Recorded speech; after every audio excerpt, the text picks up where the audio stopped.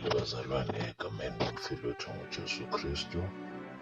Siqale ngomkhuleko kuNkulunkulu wethu uNkulunkulu namandla siyabonga. In the mighty name of our Lord Jesus Christ, Moya Ongcwele for keeping us safe. Kuze kufike lesi sikhathi la Moya Ongcwele sizokhuluma ngezwi lakho elinamandla, izwi lakho elingukuphila. Heavenly Lord, we thank you for giving us this opportunity, Father, to share your word. Your word is life, your word is truth. In the mighty name of our Lord Jesus Christ, amen. Brethren, I greet you in the mighty name of our Lord Jesus Christ. Bazalwane ngiyabingelela egameni lomfili wethu ngoJesu Kristu. Today's sermon's title is Live in Peace and Mind Your Own Business. Work out your own salvation. Isihloko sanamuhla, sesifundo sanamuhla sithi phila ngokuthula futhi ubheke wakho umsebenzi. Sebenza ukusindiswa kwakho. I would like to begin by saying that, brethren, we live in a time where many of us are busy with affairs of others and neglect their own spiritual walk. But when we read the Bible, in 1 Thessalonians 4 verse 11, God commands us through Paul to make it our ambition to lead a quiet life, to mind our own business, and to work with our hands, just as we are told. And brethren, this is not laziness, it is spiritual wisdom. Today, we are reminded to live in peace and focus on our own salvation. Let me repeat that, and focus on our own salvation. As Paul says also in Philippians 2 verse 12, that work out your own salvation with fear and trembling. Amen. Bathandekayo enkosini, siphila ekhathini enzima lapho abantu abaningi bejulukela izinto zabanye, abantu abaningi bethanda indaba zabanye, abantu abaningi bezingela indaba zabanye, kodwa belibalela ezabo, belibalela izindlela zabo zokuphila. Kanti okufanele bazalwane sikulangazelele ukuphila indlela engcwele. Uma sifunda izwi laNkulunkulu ngoba seThesalonika bokuqala isahluko sesine ivesi le-11, iBhayibheli lithi nifunde ukuphila ngokuthula, nenza okwenu, nisebenza ngezandla zenu njengalokhu sanelaya noma saniyala. Lokhu akukhona ukukhuluma nje ngokuvila, kodwa ukuhlakanipha okungokomoya. Namuhla bazalwane, sikhunjuzwa ukuba siphile ngokuthula futhi sigxile ensindisweni yethu, njengalokho uPaul ekhuluma kwabaseFiliphu isahluko sesibili ivesi le-12 ethi sebenzani ukusindiswa kwenu ngokwesaba nokuthuthumela. Ake siqhubeke. Brethren, how do we live in peace? Romans 12 verse 18 says, if it is possible, as far as it depends on you, live at peace with everyone. Peace is not just the absence of conflict. Peace is the presence of the Holy Spirit within.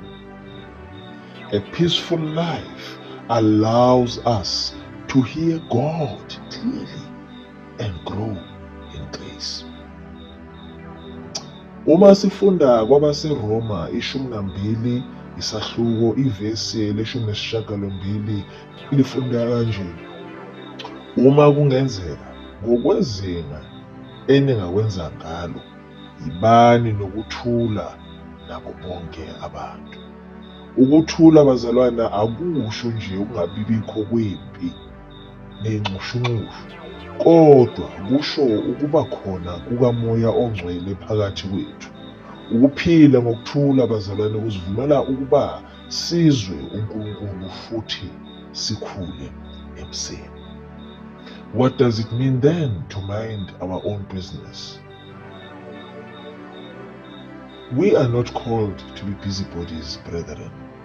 If you read again 2 Thessalonians 3 verse 11 and 12, Paul warns against idleness and meddling in other people's affairs. We need to focus on our walk with God, our family, our calling, because salvation is personal. Bazalwane, asibizwanga ukuba sibe ngabahluphayo empilweni yabanye. Uma sifunda kwabaseThesalonika besibili isahluko sesithathu ivesi le-11 ne-12, uPaul uyasixwayisa njengengcosana nokuzenzela izindaba zabanye. Uthi asigxile ohambeni lwethu noNkulunkulu, uthi asigxile emndenini yethu nasekubizweni kwethu. Ukusindiswa, bazalwane, kungokwethu siqu. Then, brethren, I also spoke about working out our own salvation. Philippians 2 verse 12 clearly tells us to work out our own salvation with fear and trembling. Let us remember that salvation is a journey.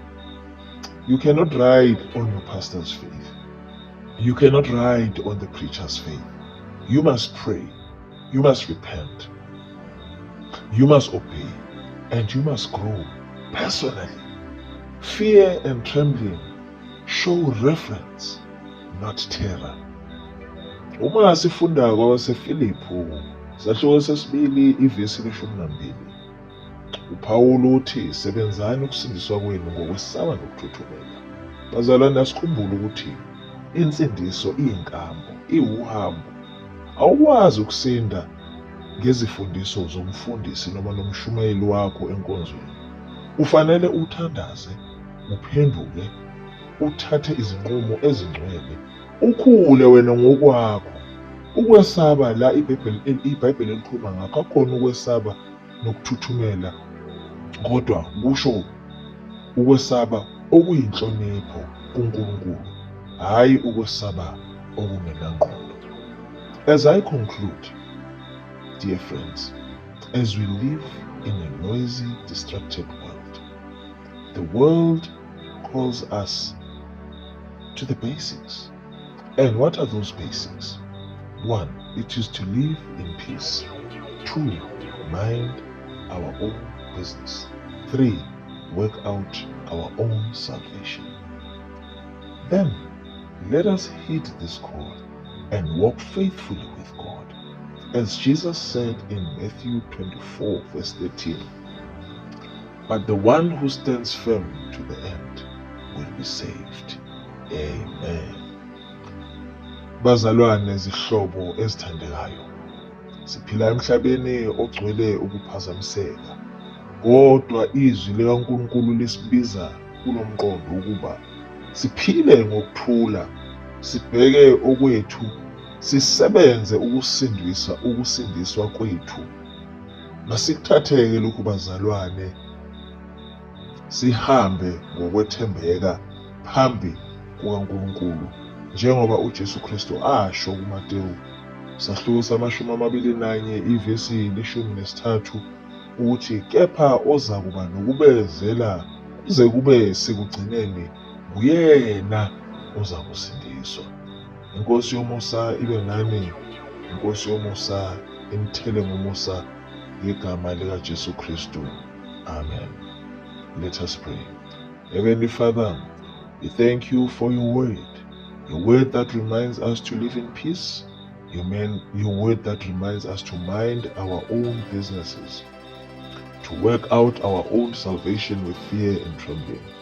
Dear Heavenly Lord, we admit that many times we are distracted, many times we meddle, we complain, and we lose focus.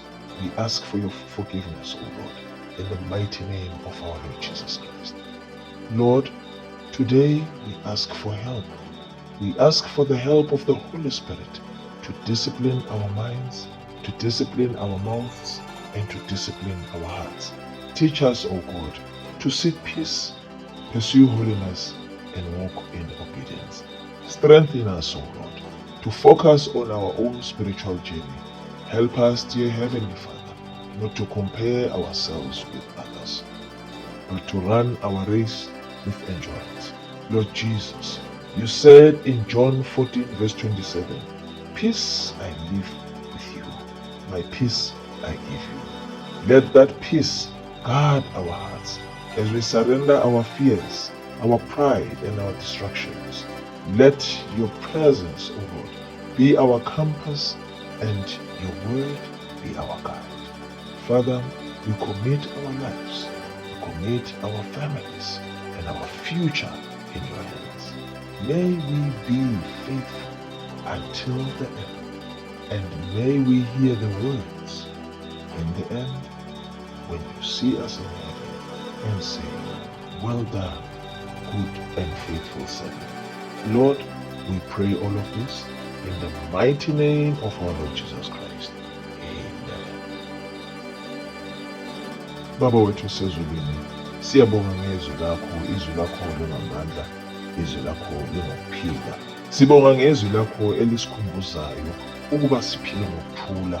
Sibonga izwi lakho elisikhumbuzayo ukuba sibheke owethu umsebenzi, futhi sisebenze ukusindiswa kwethu ngokwesaba nokuthuthumela. Nkosi, siyavuma ukuthi kaningi siyaphazamiseka, singene ey'ndabeni zabanye, sikhononde, siphume endleleni. Nkosi, sihawukele. Kristu, sihawukele. Namuhla Nkosi, sicela usizo lukaMoya oNgcwele ukuba asiqondise emqondweni, ezenkulumweni nasenhliziyweni. Sifundise Nkulunkulu ukufuna ukuthula nokulunga nokuhamba ngokuthobela. Sibusise Nkosi yethu ukuba sigxile ohambeni lwethu lwabamoya. Sicela ukuba uNkulunkulu namandla ukuba sikhululeke, ukuba futhi singazifanisi nabanye, kodwa sigijimele izinga lethu ngokubekezela. Nkosi Jesu, washo encwadini kaJohane sahluko se-14 ivesi la-27, washo wathi, "Ukuthula ngiyakushiya kini, ukuthula kwami ngiyakunikela." Kulonde uNkulunkulu wethu ey'nhliziyweni zethu, sithatha lonke uvalo nokuyiqhenya nokuziphakamisela nokuziphakamisa, konke sikunikela kuwe. Ubukhona bakho Nkulunkulu wethu abube yinqola yethu, nezwi lakho libe yisibane ey'nyaweni zethu. Baba wethu, sidela iy'mpilo zethu kanye nemindeni yethu kanye nekusasa lethu, konke sikudelela ezandleni zakho. Sifisa ukwethembeka kuze kube sekugcineni, futhi sizwe amazwi akho athi, ekugcineni mhla sihlangana nawe ezulwini, wenze kahle, nceku enhle nethembekileyo. Konke lokhu uMoya oNgcwele sikukhuleka egameni elinamandla lomfeli wethu onguJesu Kristu, ubongwa manje kuze kube phakade. Amen. God bless you. Nkosi uMsindibusise. In Jesus' name, amen.